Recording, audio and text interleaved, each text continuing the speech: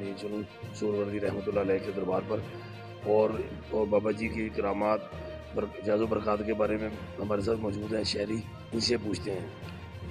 بسم اللہ الرحمن الرحیم جی، اس وقت بابا میاں چنو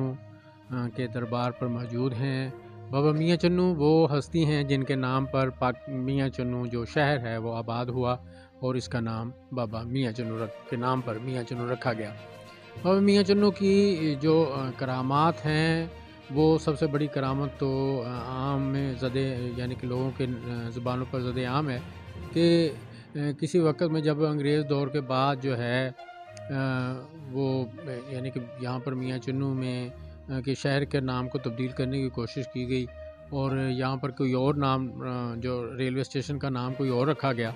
تو لوگ جو ہے وہ رات کو وہ نام چینج کر کے جاتے تھے، تو صبح اگر دیکھتے تھے تو وہ بابا میاں چنو یعنی کہ میاں چنو ریلوے اسٹیشن لکھا ہوتا تھا۔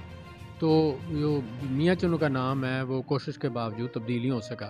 اور مزید جو کرامات ہیں، یہاں پر بہت دور دراز سے لوگ جو ہے آتے ہیں اور فیض حاصل کرتے ہیں۔ اگر کسی کو چنبل ہو، خارش ہو، کسی کو کوئی یعنی کہ سر میں یا جلد پر کوئی بھی موذی امراض ہوں، تو وہ یہاں پر آ کر جھاڑو رکھتے ہیں، نمک رکھتے ہیں، یہاں سے نمک اور جو ہے تیل ہے وہ لے کے جاتے ہیں اور اپنے جلد پر لگاتے ہیں، تو ان کو بالکل شفا مل جاتی ہے۔ اور یہ کرامت اس طرح کی ہے جس کی وجہ سے جو ہے نا کئی جو جلد کے ڈاکٹر ہیں وہ بیچارے بے روزگار ہو گئے ہیں، کیونکہ بابا میاں چنو کے دربار سے یہ فیض عام ہے، اور جس کو جتنی بھی پرانی جو خارش ہو، چنبل ہو یا کوئی معاملہ ہو، تو وہ یہاں سے آرام آ جاتا ہے اور وہ شفا مل جاتی ہے۔ اور یہی وجہ ہے کہ ہر جمعرات کو، ہر جمعے کو لوگ جو ہے بڑی تعداد میں آ کر جو ہے وہ یہاں پر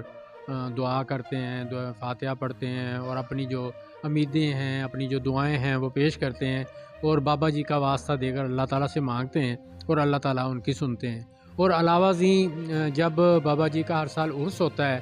تو 9، 10، 11 ساون جو ہے یہاں پہ عرس منایا جاتا ہے، اور یہاں پر پوری دنیا سے جو ہے وہ خلقت یہاں پہ موجود ہوتی ہے، اور بڑے دھوم دھام سے عرس منایا جاتا ہے۔ میاں چنو سرکار کے فیض و برکات سے علاقے کے لوگ اور پورے ملک سے لوگ آتے ہیں اور ان کی فیض و برکات حاصل کرتے ہیں۔